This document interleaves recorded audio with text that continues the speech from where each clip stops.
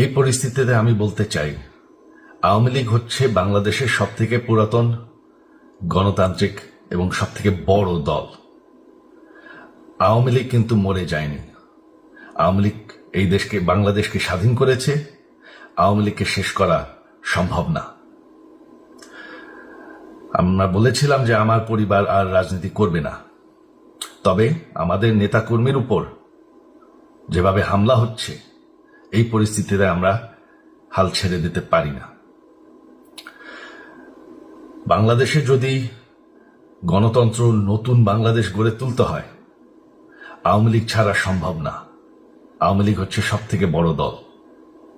আওয়ামী লীগ কোথাও যাবে না, আওয়ামী লীগ শেষ হয়ে যাবে না। আওয়ামী লীগকে শেষ করা সম্ভব না।